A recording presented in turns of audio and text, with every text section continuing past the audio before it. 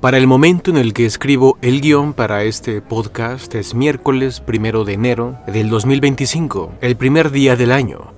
Me encuentro de vacaciones en una cabaña de una zona montañosa. El clima es frío, tal como a mí me gusta. Me encuentro rodeado de bosque y naturaleza a donde quiera que mire. La verdad, ya necesitaba de esto desde hace un tiempo, pues en nuestra vida cotidiana no hacemos más que vivir nuestras vidas en la selva de asfalto. La naturaleza revitaliza el cuerpo y la mente de muchas formas, y para expresarlo mejor y no dejarlo como palabras al aire, nuestra especie evolucionó obviamente adaptándose a un mundo natural, donde había árboles, arbustos, ríos, lagos, montañas, donde los caminos eran mucho menos predecibles y caminaban constantemente, razón misma por la que desarrollamos una memoria espacial y somos buenos para recordar espacios y lugares porque era lo que necesitábamos memorizar. No teníamos GPS ni Google Maps, no había caminos, carreteras y señalamientos, no teníamos celulares y computadoras con tecnología satelital para auxiliarnos con la ubicación de zonas geográficas. Solo teníamos nuestro disco duro natural, el cerebro.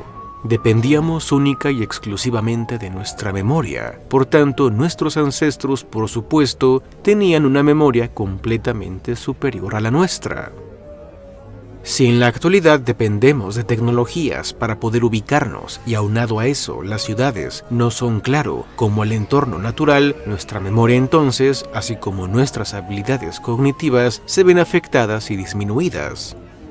Si lo piensas bien, la estructura de una ciudad, sus calles, son completamente predecibles. Por supuesto, me refiero a los caminos y direcciones, no a los lunáticos que a veces andan conduciendo como si anduvieran solos por la ciudad. Una ciudad es completamente predecible porque fue planeada y construida bajo un modelo, algo muy diferente al estar en un bosque, o en una selva, o en cualquier entorno natural, es decir, obviamente los ríos y montañas no cambian de lugar, al menos no si consideramos escalas geológicas, claro, pero las calles, los caminos de concreto no están sujetos a los cambios aleatorios constantes de la naturaleza, gracias a la mano del hombre.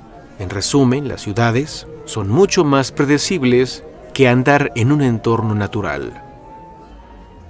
Además de esto, si consideramos la sobrecarga cognitiva que tenemos actualmente debido a celulares, computadoras y las redes sociales, lo cual incrementa de manera desmedida el estrés y que va en detrimento de nuestras capacidades cognitivas, pues nuestra memoria y capacidades intelectuales se ven afectadas justamente por el estrés. Es natural que la capacidad de atención, concentración y relajación de las nuevas generaciones se vea muy disminuida. Es por eso que el contacto con la naturaleza resulta tan gratificante y relajante. Después de todo, los humanos evolucionamos escuchando el sonido del viento entre los árboles, el sonido de un río, de las hojas, de las aves, el sonido de la lluvia. ¿O cuándo han visto que una persona para relajarse busque música con sonido de autos venidos del caos del tráfico o todo el bullicio de la ciudad? Si evolucionamos en un entorno natural, claro que los sonidos de la naturaleza nos van a relajar y eso produce en nosotros enfoque, ayuda a nuestra concentración, ya que en esos entornos cazábamos, recolectábamos frutos, construíamos nuestros refugios y resolvíamos muchos problemas a los que ahora no enfrentamos debido a nuestra sociedad técnica. Si tenemos hambre, podemos ir a una tienda a comprar comida. Hay tiendas de todo tipo. Si necesitamos ropa, también hay tiendas donde podemos conseguirla. Si queremos una casa, un lugar donde refugiarnos, podemos rentar una. O si nuestra economía lo permite, podemos contratar a alguien para que la construya, según nuestras necesidades y especificaciones. Tampoco debemos caminar y caminar y caminar por horas porque tenemos automóviles. Los podemos comprar y si no es así, podemos contratar el servicio para que alguien más nos lleve al lugar donde queremos. Incluso podemos viajar por el mundo gracias a los aviones, así que simplemente nuestra vida moderna no tiene comparación con la vida que experimentaron nuestros ancestros. Ellos eran tan capaces y sabían tantas cosas que si nos detenemos un momento a reflexionar en ello, notaremos una diferencia gigantesca entre ellos y nosotros. En el pasado, una persona tenía que saber crear sus herramientas para cazar o cultivar. Y si hablamos de la Edad de Piedra, antes de que existiera la civilización y esa explosión demográfica gracias a la revolución agrícola, vemos que necesitaban mucho conocimiento para buscar y recolectar frutos. Y a base de puro conocimiento empírico también debieron tener vastos conocimientos en botánica. No tenían lugares donde simplemente ir a comprar y ya. Si necesitaban ropa, tenían que saber elaborarla. Una persona promedio debía saber crear sus utensilios, ropa, calzado, armas, si no querían morir. Tenían que tener conocimiento de un montón de cosas y saber hacer de todo. Por ejemplo, un día antes de escribir el guión de este podcast, estaba comiendo carne asada, algo típico.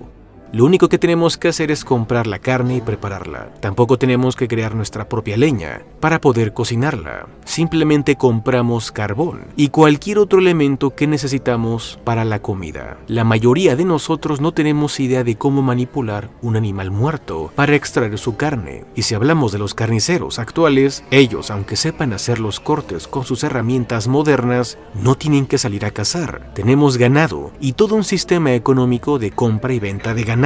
Animales que sobrealimentamos, que llenamos de hormonas y también de muchos antibióticos, los cuales, por cierto, es lo que más alimenta ese gran problema de la aparición de superbacterias, algo que pondrá en jaque en unas décadas el sistema de salud a nivel mundial.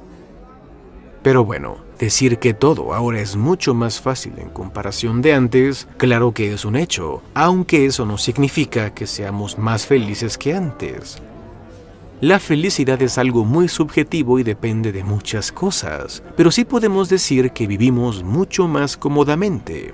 La prueba obvia de eso es que tenemos el planeta sobrepoblado y la esperanza de vida se ha incrementado muchísimo desde el Neolítico. Simplemente ahora es más fácil vivir. Por supuesto que existen 1.000 millones de personas en el mundo, una octava parte que viven en gran pobreza y se enfrentan a retos muy difíciles de supervivencia aún hoy en día. Pero la mayoría de personas no deben preocuparse por sobrevivir, solo de vivir. Pero también es cierto que hoy en día enfrentamos nuevos problemas y retos que en el pasado no. Problemas surgidos a partir de la civilización misma, la explotación de los recursos naturales y la destrucción de la biosfera. Problemas sociales al vivir en grandes urbes y tensiones geopolíticas. También una vida acelerada y vertiginosa que llevamos por nuestros trabajos, colegios y universidades. El dinero se ha vuelto la religión más poderosa e importante, y si antes el dinero era un medio para obtener lo que queremos, ahora se ha convertido en el fin, no en el medio. Pues el dinero es igual a poder, y el poder nos crea una sensación de tener mayor posibilidades de supervivencia accediendo a más comodidades. Pero a pesar de nuestra búsqueda por vivir más cómodamente, incluso a día de hoy nos enfrentamos a un problema similar como lo fue hace unos 100.000 años, y en otras épocas aún más remotas, y hablo de la extinción. Pero ahora no por obra de la naturaleza, sino por nuestra propia mano. Lo peor de todo es que ni siquiera nos ponemos en riesgo nosotros mismos nada más, sino la gran mayoría de formas de vida del planeta, ya sea por el cambio climático acelerado, por la polución que producimos, por los gases de efecto invernadero o por un holocausto nuclear, por culpa de unos cuantos incautos con poco más inteligencia que la de un chimpancé que dirigen países que son potencias nucleares. Aunque en el mundo moderno sepamos infinitamente más que en el pasado gracias al progreso, nuestros conocimientos son más teóricos y los prácticos dependen de las tecnologías.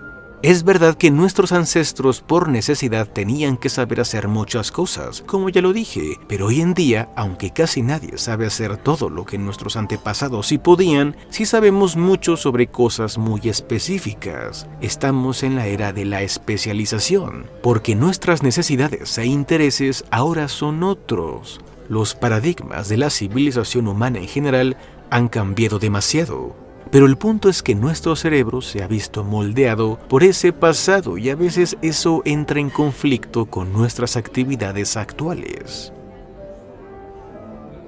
Efectivamente, el mundo ha cambiado mucho, pero ¿qué tiene que ver todo esto con nuestro deseo de saberlo todo? La verdad es que mucho.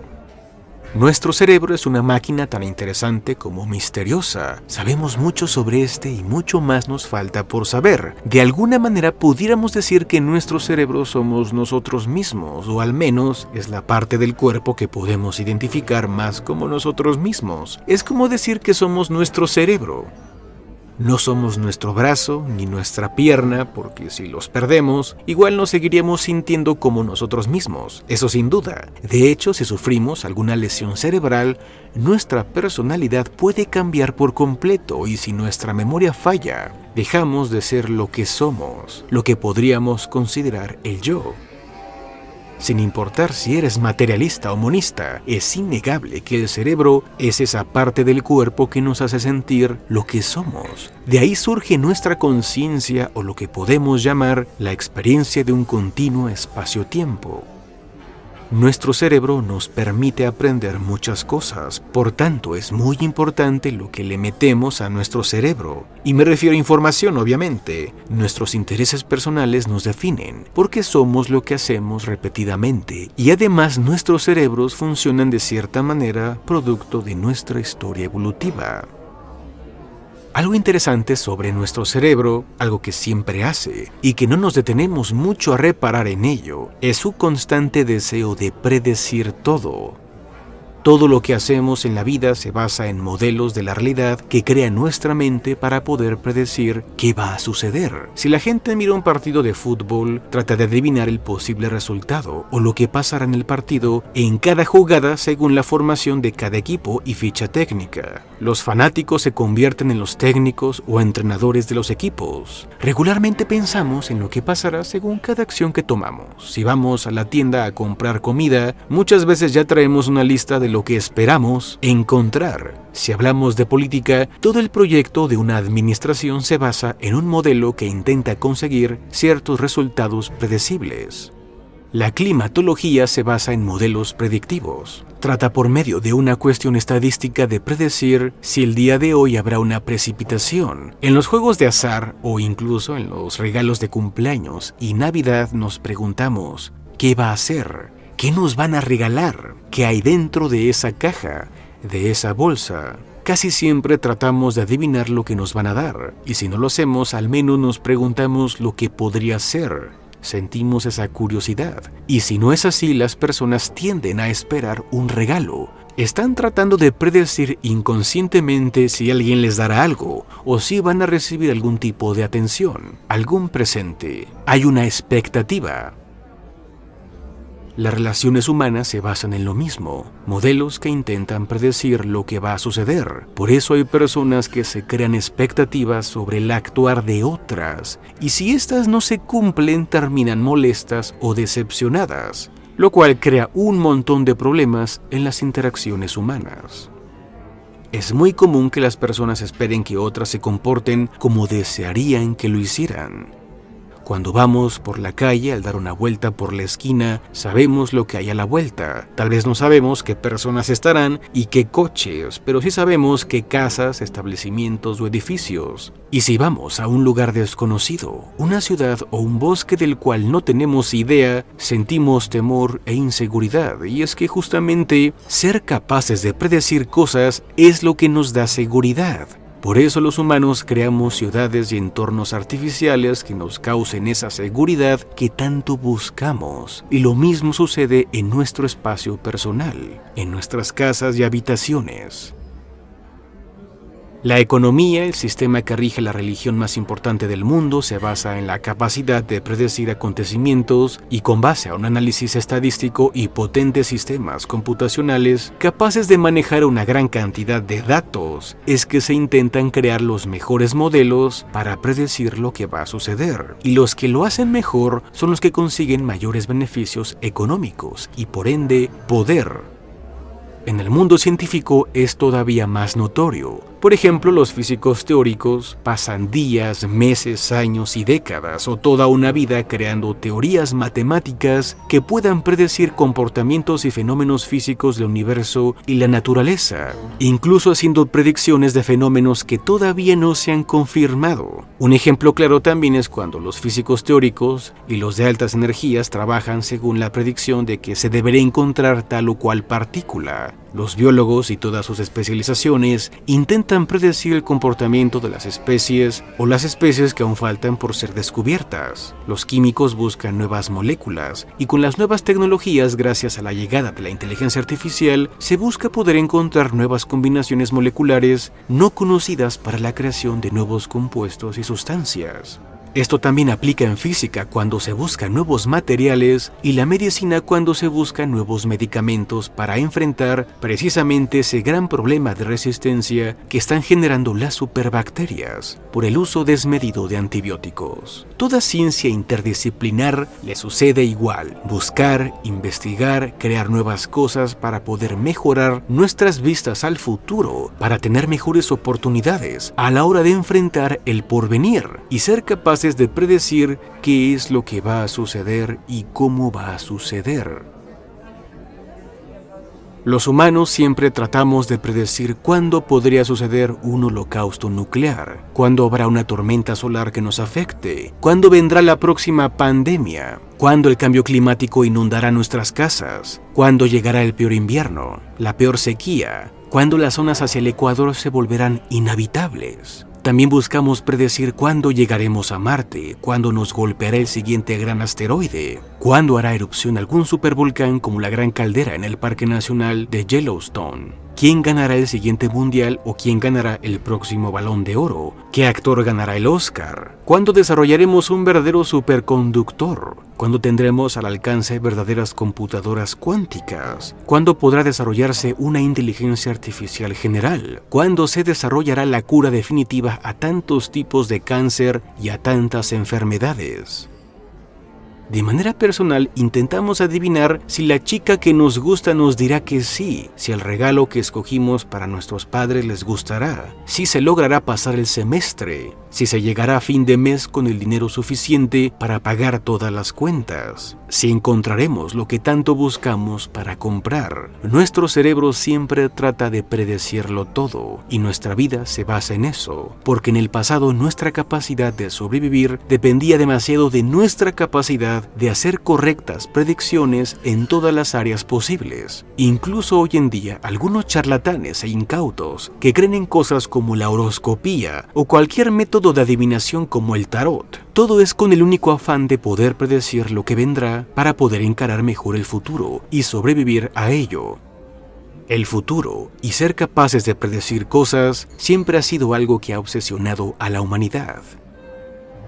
La ciencia, como el pensamiento y método más refinado que tenemos, sirve casi exclusivamente solo para eso. Entonces, si nos hacemos la pregunta, ¿por qué queremos saberlo todo? La respuesta podría variar en apariencia en función de las necesidades, por poder, por utilidad, para tener mejores oportunidades, etc.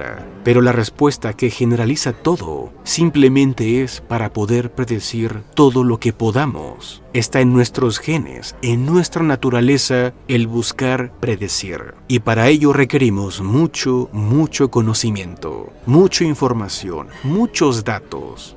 Por eso los humanos somos adictos a saber, ya sea ciencia, filosofía, religión, farándula, salseo, chismes o cualquier tipo de basura, pero ocupamos información para poder predecir.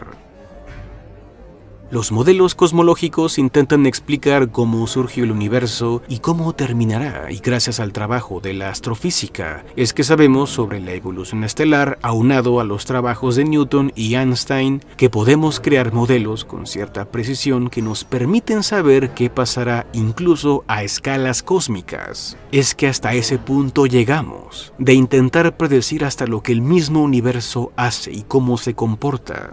Algo que, por cierto, se supone no debe preocupar tanto a nuestros intereses terrenales, porque estas escalas de tiempo son tan enormes que la vida humana, no, más bien, la civilización humana, no es más que un efímero y ridículo parpadeo. Buscamos saberlo todo, entender todo porque queremos predecirlo todo. La ciencia, el conocimiento veraz, que es fehaciente, que es real, nos gusta y lo buscamos porque nos aporta certidumbre, seguridad, incluso considerando aspectos filosóficos y no solo científicos al preguntarnos ¿quiénes somos? ¿Qué somos? ¿Qué hacemos? ¿Para qué hacemos lo que hacemos? ¿Por qué existe lo que existe? ¿Por qué existe un mundo, el universo? ¿Qué es la realidad? ¿Qué es todo? Todo queremos saberlo si es posible, porque el saber sobre nosotros, nuestra existencia, nuestra vida, nos brinda la posibilidad de vislumbrar un camino, una razón, una meta al final. Nos da seguridad, estabilidad psicológica y por tanto mayor probabilidad de supervivencia. Una persona segura de sí misma, segura de su lugar en el mundo, con certidumbre, es más fácil que sobreviva o que viva mejor. Por supuesto, no existe conocimiento definitivo y certero al 100%. No existe tal cosa. No existe una predicción perfecta, porque al parecer no existen verdades absolutas, al menos a nuestro alcance. Lo que sí hay son aproximaciones a la verdad. Nuestra especie desconoce muchísimo más de lo que sabe, y eso son palabras mayores. Por supuesto, como ya dije, aunque la necesidad de casi todas las personas sea la misma en cuanto a predecir el mañana, esto siempre va a variar según los intereses de cada quien. Para ser más preciso en esto y más claro, por ejemplo, alguien con un negocio estará muy interesado en el movimiento del mercado. Alguien que quiere conquistar a una chica se enfocará en predecir los gustos y comportamientos de esta persona. Un científico crea un modelo a partir de una base matemática para predecir resultados y mediciones, y un inversionista estará muy interesado en los patrones del comportamiento de la bolsa. Todos con diferentes intereses, pero la misma necesidad de manera general. Cuando los modelos predictivos fallan, cuando estamos a ciegas, cuando estamos en terreno desconocido, cuando no sabemos dónde estamos y qué lugar es este, cuando no tenemos idea de cómo actuar por falta de información del entorno, es cuando el miedo y la ansiedad aparece y buscamos de una manera u otra siempre tener información, aunque sea un poco, sobre dónde estamos y qué hacemos para poder actuar. Sumergirnos en el misterio es el trabajo de los aventureros, ya sea de aquellos que les guste viajar, aquellos que les guste explorar, como cuando las naciones europeas durante la Revolución Científica se lanzaban a la mar, buscando nuevas tierras, o los científicos que se adentran en los misterios más grandes sobre el funcionamiento del mundo y las cosas, para crear modelos del universo lo más predecible posible, por si las moscas. En lo personal, el interés por el conocimiento, sobre todo el científico, no es un interés surgido de la razón pura y fría, siempre es una cuestión emocional. Ese amor, esa pasión, ese deseo de saber, conocer, entender y comprender es producto del bienestar psicológico que me trae. Me da cierta certidumbre y seguridad, que traduzco en la experiencia cotidiana como felicidad, como aquello que realmente me llena, porque cumple con un comportamiento construido a partir de nuestra historia evolutiva. Aquellos que prueban de las dulces aguas del saber elevan su vida y simplemente ya no podrán vivir sin más.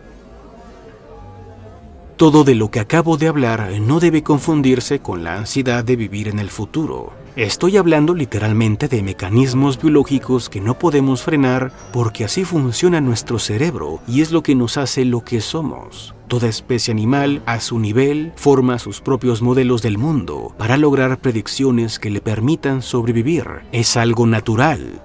Ahora, en un aspecto filosófico, el deseo de vivir en el presente no entra en conflicto con todo lo anterior porque estos mecanismos funcionan en cada momento. Vivir en el presente, que es otro tema diferente, se refiere más a una cuestión psicológica sobre la ansiedad y el estrés que produce la expectativa del futuro. Y nuestra vida moderna, vertiginosa y acelerada, no contribuye a mejorar eso.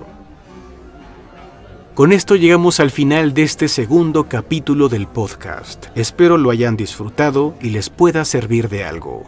Sé que tardé bastante en sacar este segundo capítulo, pero trataré de hacerlo más regular. En los comentarios, además de dejarme tus reflexiones y opiniones acerca del tema que abordé, también puedes dejarme sugerencias de otros temas que te gustaría que tratara más adelante. Agradezco muchísimo de tu apoyo y que me hayas acompañado este rato. Nos vemos en la próxima.